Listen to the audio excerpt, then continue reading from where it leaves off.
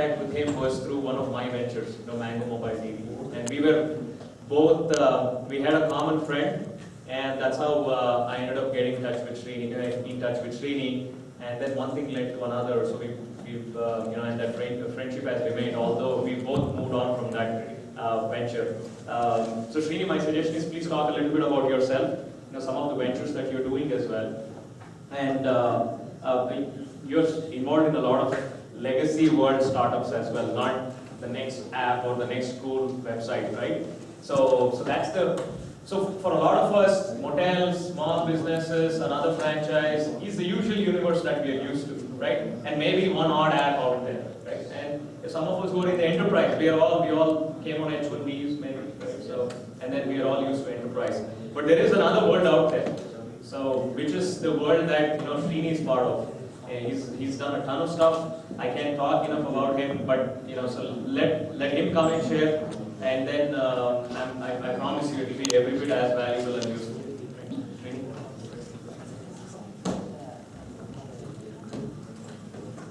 Thanks, Murli. Thanks, Steve, for this opportunity. And I apologize I'm in the way of lunching you guys. It's an unfortunate situation.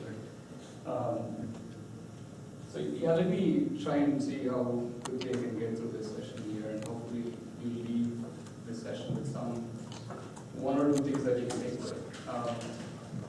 I'm your typical immigrant. I came to the US in '92. It's been a long time, and I came here with an ambition. It is a great country. So I went to school in India in the middle of nowhere in Rajasthan, and institution called Pilani, and most of you may know that. And I was doing my practice school, which is a training in the 4th year. And little louder. Can you hear me okay now? Yeah. So I was doing my training in my final year, and I was in Delhi, and I had no intention of coming to the US. My parents wanted to keep me there. And I was doing my practice school in a company called Central Electronics in Ghaziabad. And what I realized there was, it's a huge institution. People just walk in, they all wear uniforms, navy blue pants and light blue shirts. They come in, they close the gates, you can't get out, you can't get in. And they go in there and they're busy with something. I had no idea what they were doing on a daily basis, to be honest. So I went there with a lot of energy, a lot of excitement to do something. And one of our alumni was there from Pilani, and we were working under him. But everyone would come in, have tea, samosa, and chat for a little bit, and then spend more time eating and drinking, and maybe get 10-15 minutes of work a day, and then they walk. And within like a couple of weeks, I decided that's not what I wanted to do with my life. And I started working on my GRE and wanted to come over here and explore. It really scared me because I had so much of ambition, and that's not what I wanted to do. Then I came here.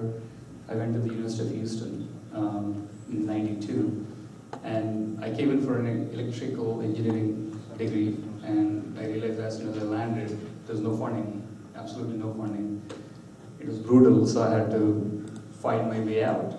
So I figured there would be some funding in computer science, so I jumped to computer science right away. And it was so tough to secure funding there, and I went to a professor and he said, there's no funding available whatsoever, but if you do these 2 courses in the first semester, and you get A's in both, I'll consider that. And I was working all sorts of petty jobs there and trying to also do well in those 2 courses. And somehow I managed to survive through that. And the reason why I'm telling you all these stories is because it's all about some sort of adversity, some sort of failure in life. And that kind of extended throughout. And I'm very fortunate. I never consider myself to be one of those guys that struggle through life. But at the same time, I had a lot of ambition and had lots and lots of failures. So if nothing else, perhaps at the end of this conversation, you learn a little bit about what being an entrepreneur is. It's tough. There are times when you feel like, man, why did I pick this? It's pretty much like climbing Mount Everest, right? So either you're in the base camp, safe and secure, right? And you can have a nice cushy job, have a good life, and not worry about all the unpredictability when you go to the top. You're at 25,000 foot level, and you have no idea what's going to hit you there. Weather changes like that, and you can have an avalanche come your way. You have no idea. Being an entrepreneur, in my mind, is something like that. It's really tough life. So I'll talk about, in my mind, what are the key things that you need to look at, and also give you maybe some anecdotal evidence of what I've experienced in life. I've been involved in many, many ideas, and I try to give you contextual examples. So I think the number one thing in my mind, a lot of people think that the first thing you need to look at is an idea. I'm sorry, I don't have a proper presentation. We're going through a lot with some of our portfolio companies, so I didn't have enough time to prepare a presentation. But so if you look at a high level, what are the things that you need to look at? The first one, in my mind, the first thing is a team. It's not the idea. Ideas are all over the place. Right? At a dime a dozen, there are plenty of them out there. But the number one thing is the team. So there is a company out there which does a lot of analysis of empirical data. They analyze data from years and years of history.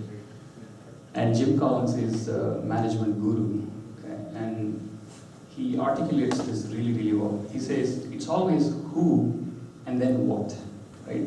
It's like getting on a bus and saying, okay, I'm going to drive somewhere.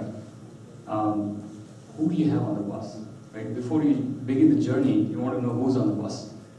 Because you'll go through lots of turns, and Vijay had a nice slide where it showed different paths all over the place, right? And when you make changes, you course correct, you want to make sure you're with the right people, right? Not only do you want to be with the right people, you want to have the right people in the right seats in the bus. So the guy who should be driving should be the one driving, not sitting in the back, right? And when you know that, and it's also equally important to get the wrong people off the bus. And we all are guilty of that. We don't do that enough. I know maybe it'll come for some of you later on in your journey. For many of the companies I'm involved with, the number one problem is people. Because they're keeping people that they shouldn't be keeping on the team, whether it's the sales guys never work out, or the marketing guy, or the operations guy. So I'll give you examples of all of those things, but that's the number one reason. So if you look at HP, back when they started in around 1930s time frame, the two founders, they got together. Do you think they came up with an idea? No, they said, okay, they had defined the space in a very grave manner. They said, okay, we want to be in the electronic component space. They didn't say, I want to build a calculator or a computer. They said, we want to build a great organization. Right? That was their objective. And they went public in 1950s, around 1950s. And if you look at their filing and their speech, it was all about the organization and the people. It was not about the idea. That's always how it has been. I think that's extremely important. People think that, oh, unless you have a cool idea, it doesn't work out. No, it's about number one. If you have the right team, you can make anything happen. And I've learned it the hard way. We had, with the supply chain company I started in the late 90s with two of the founders of I2.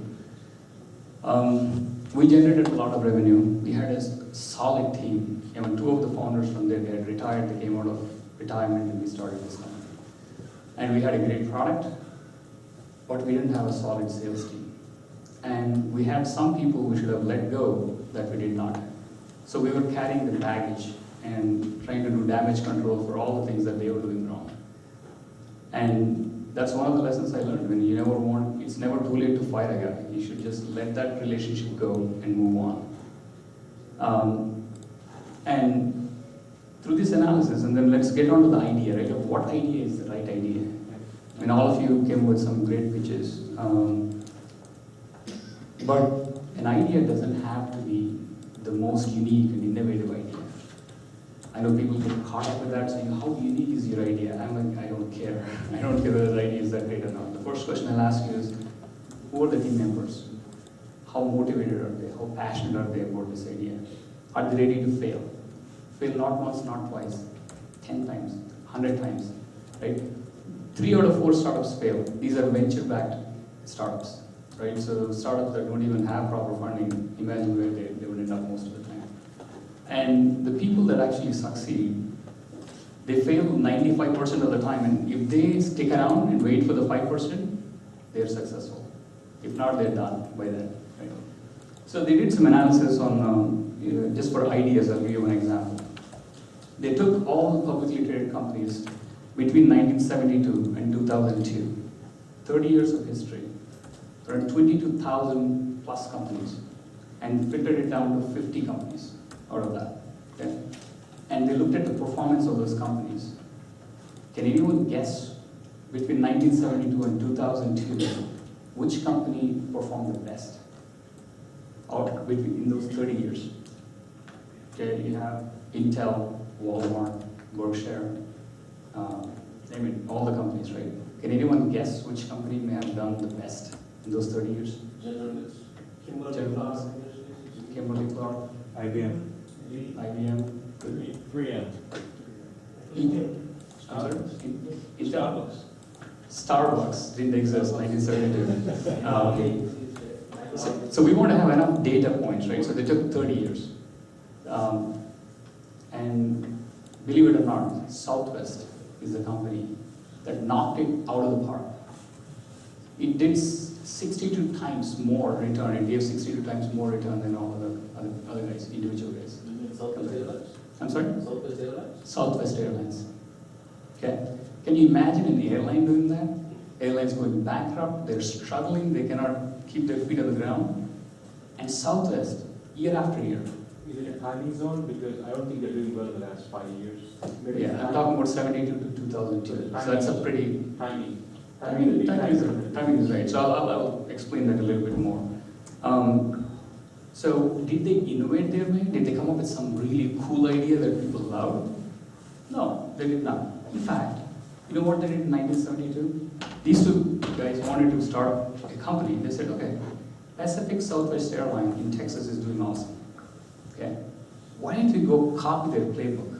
So they went to California and picked up their playbook, copied it exactly. You know, whatever they were doing, these guys were doing. And they said, we're going to set up our mission of what are we going to do? We want to build a low-cost carrier that's awesome at service, customer service, and we want to be profitable every single year. That's a simple goal they had, that's about it. And they had a great team, and they executed year after year after year. That's all they did. Did they innovate? No. So they had 10 points on their vision statement. And out of the 10, 9 of them are still valid. Only one changed. The one that changed is that they've started doing long-haul flights, which they never did before. Okay? That's the only thing that changed between that time and now. Even now, if you look at all the other airlines and how Southwest conducts itself, there's a night and day difference between the two. Okay?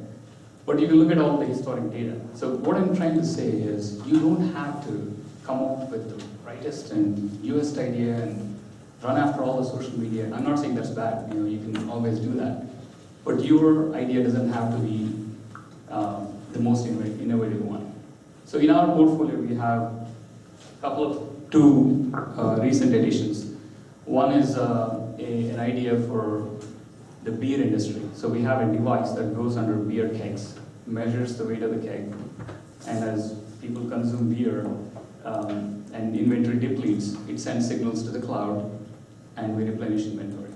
Okay, so we raised $7.5 million for that business, and we're raising more money now. And we built that product. So when the idea came to us, we looked at it. We said, okay, it's a hardware idea, but someone else can come up with the same idea. How do we become sticky with that idea? Right? So it's about data analytics. Right? If we can provide this information to consumers, right? If you're in a certain area and you want to know who's serving the beer I like the most, and it's freshly on tap, that's what's important for consumers. For restaurants, they want to make sure the bartender is not spilling beer or doing favors to somebody pouring more beer. So you want to tie your sales data to your consumption. So you can see who's on shift when I consume more beer than I sold, right? And then distributors want to know how much beer are my retailers selling and what are they carrying, so when they're running out, I can ship the next shipment to them. Brewers want to know, okay, how's my beer doing now? Right now, you know what to do, they have to go physically lift the beer keg because there's no visual indication on it to figure out how much beer is left in it. Okay? People just poured money into it. It was so easy to raise, it was one of the easiest raises, brought $7.5 million, and they're still trying to pour more money into it. Okay? Innovative idea, it's like the Internet of Things. Nest was acquired by Google for about $3.2 billion. So it's an IoT plus big data kind of play. Okay, that's one idea. Another recent investment we made is in an online ordering company for restaurants. So Devin, I guess, is somewhat close to what you're working on. So we do online ordering for restaurants. So we did this last four months or so ago. Is it a new idea? No, there are plenty of companies that are doing that. Why did we invest in that? It's because we feel that there's tremendous opportunity in that space. A lot of restaurants still don't have even a website. They can't even think about online ordering. And all of them have point of sale systems. So when someone places an order online, how do we broker it into the point of sale system? We felt that this business had the potential, and we can offer a unique service to all these restaurants where they don't have to go to Grubhub and put their menu there, and the menu aggregator is stealing their money, right? They have to pay commissions to them, they get all the analytics, they retain the customers, the restaurant doesn't retain the customers. We feel like there is a nice business model there and we can exploit. So that's not a new idea, but we feel that idea has legs, and we are putting a lot of money into that idea now. So these are two kind of different ideas. One is an entirely new concept. The founder for that company, the beer business, is a partner of mine who owned a brewery before. So he understood the problem.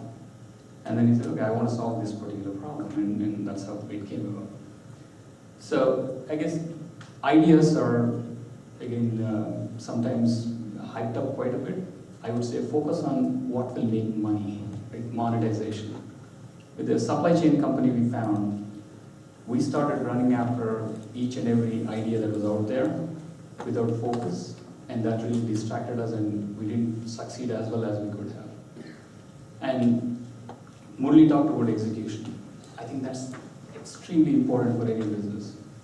Most of the times you start with an idea, you get really passionate about it, you build something, and then the distractions start. Whether it's other team members, it's investors coming in and saying you need to do this, or your customers saying, hey, I need that feature.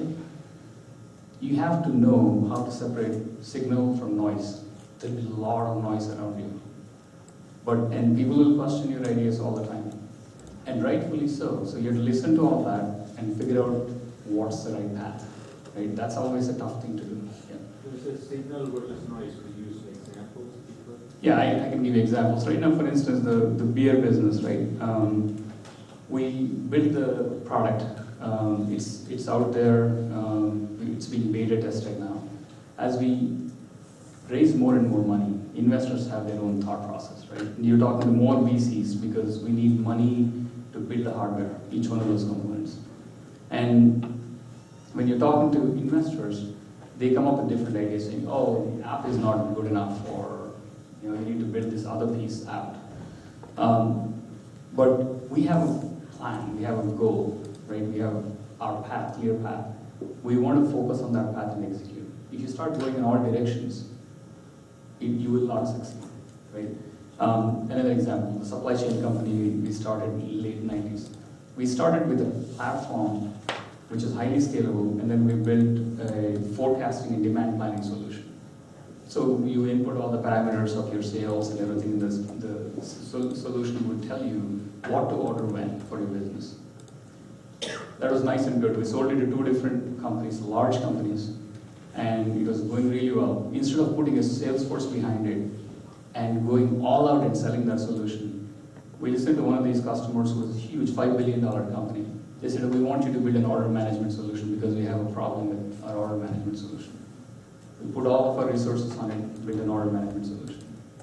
We were done with it, then he said, oh, we want a reverse logistics solution. So when products are returned, how do you process those products?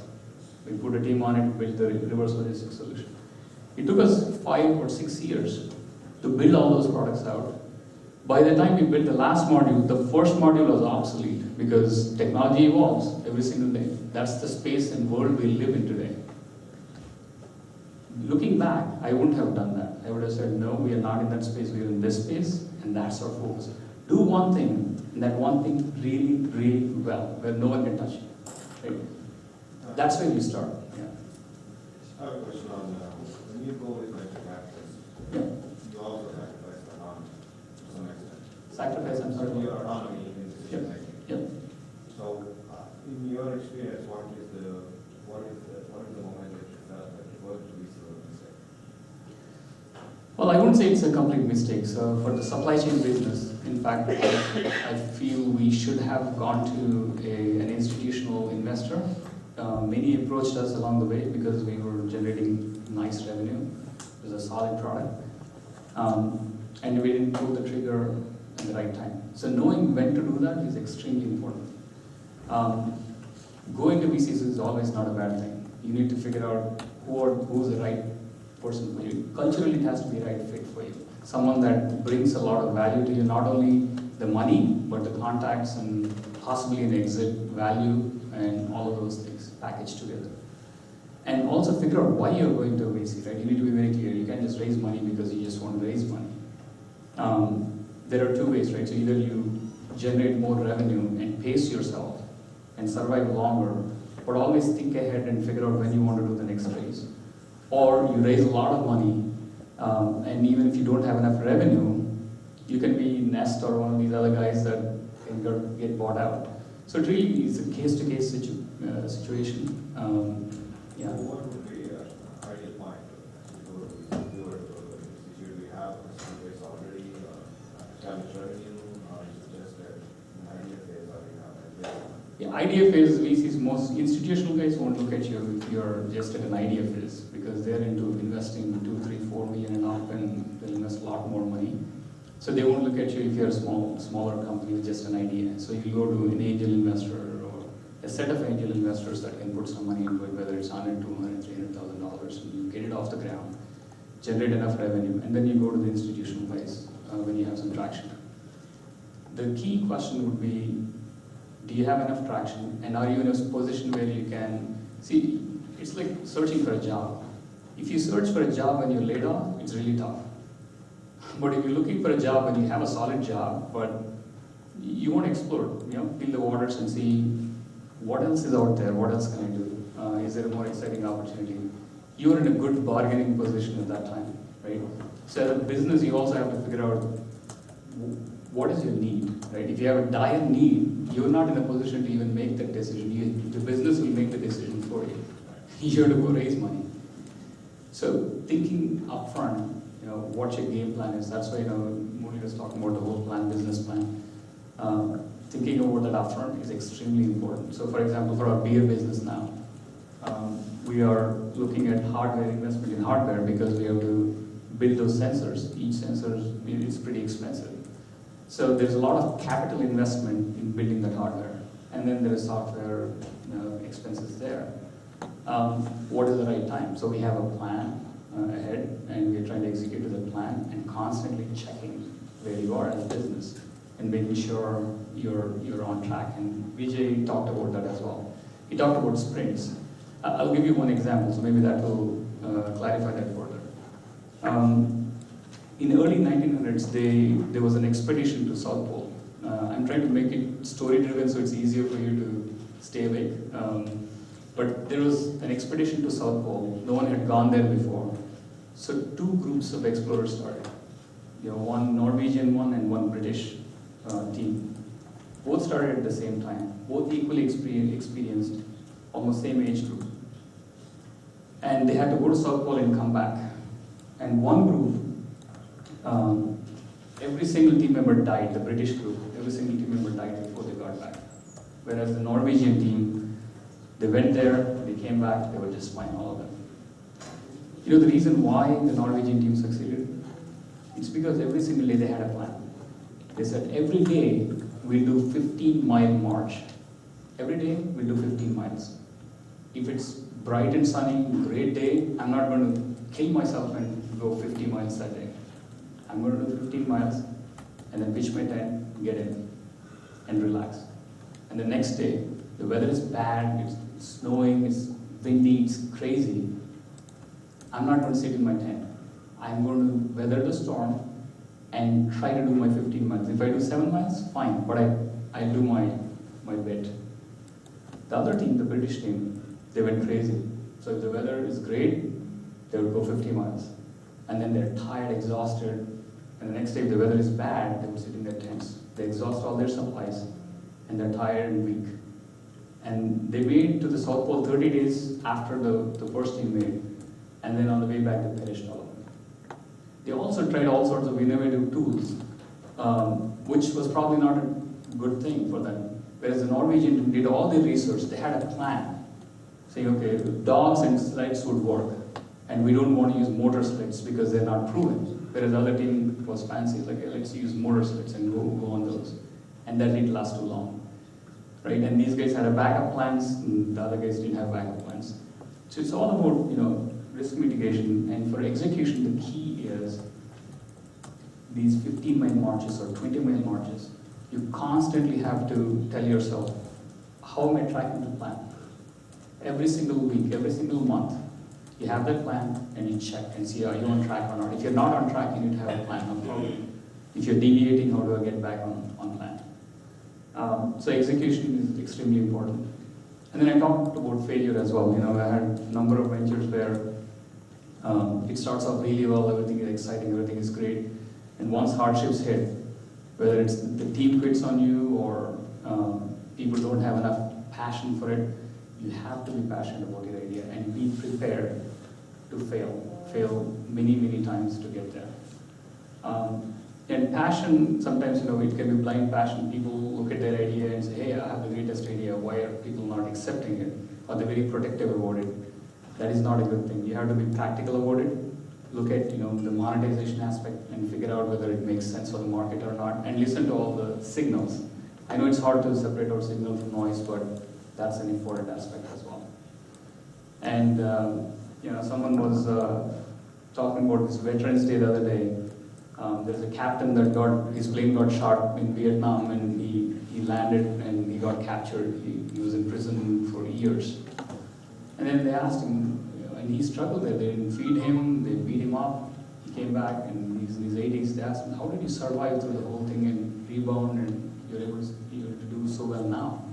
He said, you got it backwards. I'm doing so well because I went through all of that, so I know how to survive. So failure is a stepping stone to success. So don't think that if you fail with one idea that it's the end of the world. Some of you are getting an early start. I really appreciate your courage. It's a great thing. You should get started early. Actually, there is I think San Antonio, they have a boot camp for young kids, all the way starting from 6 or 7 years old, where they take you into a camp for a week and they train you in the entrepreneurship program. Again, it's like someone asked, right? So how do you push your kids for spelling bee or something else and drive them crazy? It's another one of those things, My wife thinks that maybe it's not the greatest idea to push them at this age. I have a different idea about it. I think at least they should get exposed to it, not necessarily, we don't have to push them, but they need to get exposed to that, because that's the world we live in these days, right?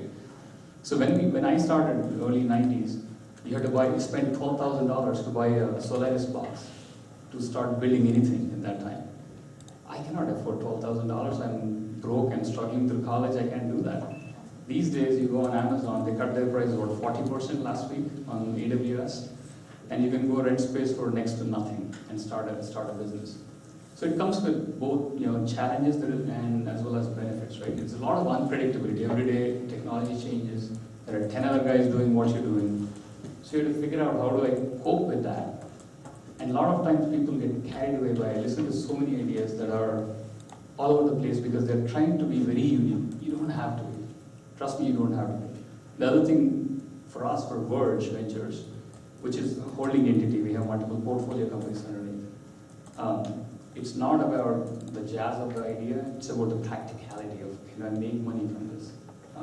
At the end of the day, that's what wins. And B2C space is always challenging, so we have chosen to kind of try and stay away from that. We focus on enterprise applications.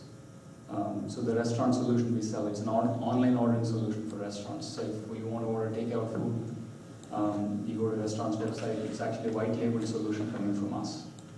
Again, we're selling to businesses, not to consumers. and likewise the beer product is also the restaurateurs or the customers. So we've chosen to go down that path. So whatever your passion is, you figure out first of all, how can I make money?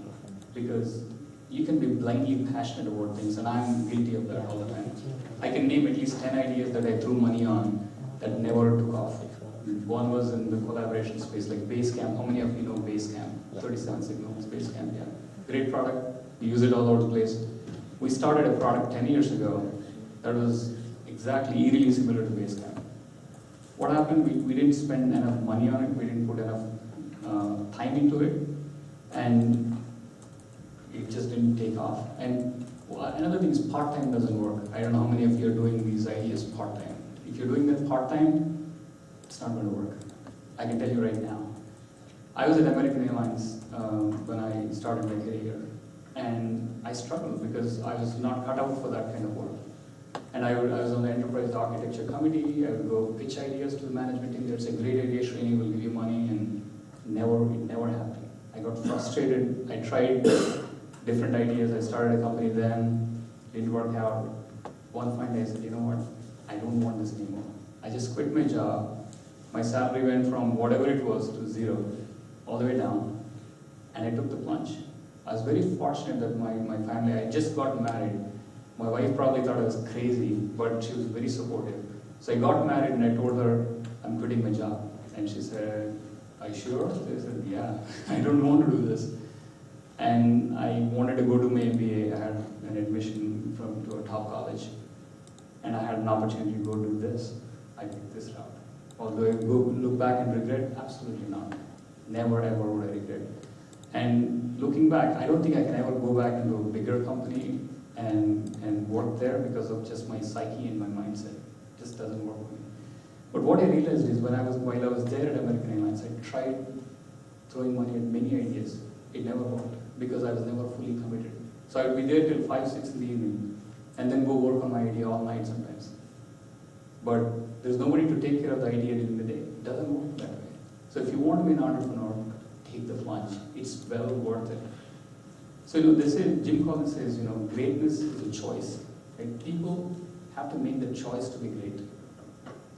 Great people just are not born being great. It's a choice they're making, and that's the beauty of it, right? Each one of us, if we can tell ourselves, I want to be great, you can make it happen. It's about making the choice, right? And I'm taking too much time, so let me maybe wrap up this conversation with one example. Sugar Ray Leonard, he won 4 or 5 boxing titles, world titles. When he was little, his siblings and friends would get on the school bus.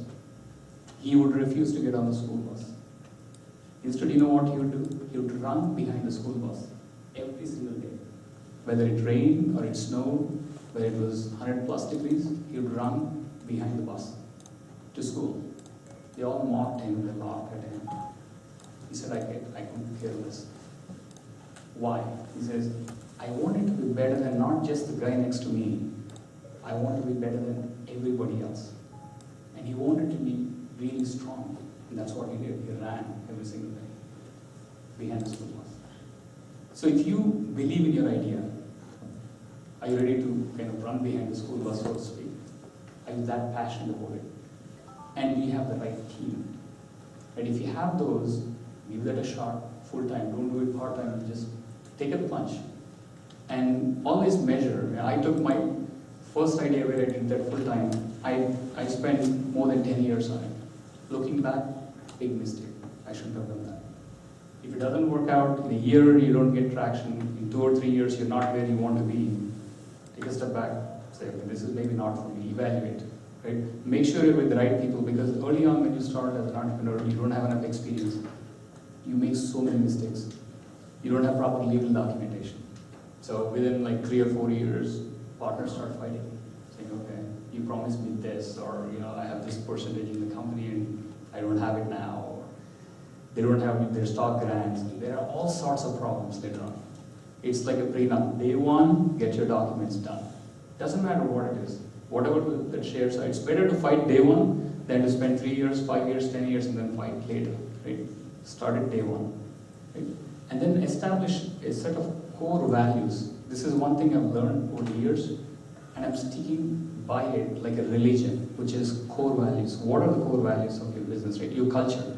The people you work with should believe in the same culture that you believe in. When that doesn't happen, you're bound to fail, right? It starts from the top, all the way from the leaders to all the way to the bottom. When you're small, it's easy to manage them, but you need to have that. And one other example is a guy by the name of Ari Weinswig. He owns a daily called Zingerman's Daily in Ann Arbor, Michigan. Okay, I don't know how many of you may have heard of him. Very popular. It was named the coolest company, small business in America at one point. And they just have one store. And the line goes all the way down the street every day during lunchtime. Okay? They're fanatic about their food. A lot of people ask them, why can't you open it in Dallas and some other places? There's no, because if I open it in Dallas, I'm not there taking care of my customers. I can't control the recipe. I want to control the recipe. I want to control my brand. This is all I'm going to do. It's not leaving Ann Arbor. They give back to the community. That's all they do. And they have a vision. And they have a mission. And they stick by it. And I think that's very important. You find the right team, set up your vision of what you want to be. And vision and mission are two different things. We can talk for a long time about that. Your mission statement is about who you are and what you're going to do, who are your customers, and why are you doing this. Your vision is about where do you want to be in 4 years or 5 years? Where do you want it to be? Each one of your ideas, if you believe in it, where do you want it? Is it about money, make a lot of money? Is it about the culture? It's about adoption? What is it? You define those core objectives, and that's your vision. And you stick to them like a religion. You stick it on your wall. Every day you can ask yourself, am I doing that or not? The day when you say, hey, I'm not doing that, it's time to either quit or change course. And whenever we did not do that, we failed. And Murli talked about the other entertainment company. We were involved together. That's one of the challenges we had with it. We had lots of issues with it. And I asked myself that question, saying, is this what I want to be doing? Is it heading in the right direction? Is there the team, the right team? A lot of answers were no. And we lost a lot of money, but so be it. Cut your losses. It's better than to stick with it and fail. You talked about core values and culture, right? That is, can you elaborate on that? Why that is so important? Yeah, it's Can you give an example? hugely important. If you take personalities, okay, there is Jim Collins talks about leadership, and there is different levels of leaders, right? You have a passionate leader, the guy that executes, and there's different kinds. The consummate leader is a guy that has humility, right? He never puts his agenda in front of the business's agenda or the investor's agenda. If you're taking people's money, you don't want to put your agenda in front of theirs, right? So you have to make sure that people fit in with that culture. Some people are very arrogant, some people are very brash. I'm not saying that's bad. It all depends on what culture do you want to build as a company. You want to be a cool company, you want to be a traditional company, right? Where you focus on sales and revenue. It's not all about the innovation and jazz. Some people always want to be innovative and every single day kind of reinvent. And Vijay talked about saying, hey, we just write code that's crap sometimes. If it's not crap, then it's not good. Well, I come from a different school of thought, so my philosophy is a little bit different. What we do with our culture is we want to be the best at what we do. We want people to come to us because we build the best products out there. And that's a culture I want to build, whether it's customer service with the online ordering company we purchased recently. I'm trying to reshuffle the team so that we serve our customers the best way possible. I pick up the phone, call restaurants, and I apologize and saying, sorry, your orders didn't go through, we're going to fix that. Here's how we're going to fix it. And I follow up with them and make sure that they're getting what they need. It's about that culture, and if you don't have the right fit in terms of culture, it's not going to work out. And each company is different. Vijay is thinking, I understand that. When you're really early, you're dabbling, you're trying to move quick, I get that. But our model is a little bit different. So we take the same patterns and apply from one idea to another idea to another idea. So if you have the right team, you can keep moving from one failure to another failure or one success to another success, and you know the formula, right? technology doesn't matter, guys, whether it is Ruby on Rails or Java or PHP or something else, Node.js, it doesn't matter. At the end of the day, who's doing it, what's the culture, what are the values, and are you executing? Since they're also engrossed, I didn't bring up lunch. We have an overview for I understand. So, I don't know if you have a few minutes, maybe around lunch, they can still come and ask a few questions to you. Yeah, I can hang around for a few minutes until we head out. So, folks, lunch is in room number 312. What I recommend is you step out here through those double doors out there onto the corridor. For the rest of the afternoon, we will announce the boards and everything, the alley over there, and then you'll hardly see it. So Srini, he was supposed to leave at 2:30. He had a hard stop time. He's kindly agreed to stay back for a few more minutes. So why don't we walk over there, pick up some lunch, feel free to ask me some questions, and then we'll announce the teams, and then we'll start. Thanks, everyone. Before you go, so Srini, we still have to thank you for coming out here.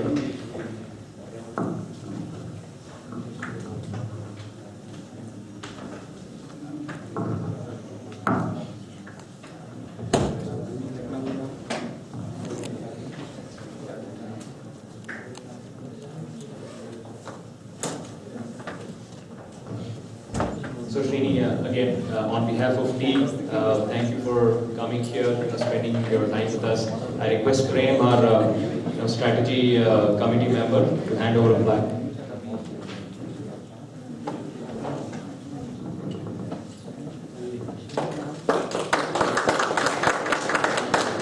Thank you guys, so we'll go for lunch.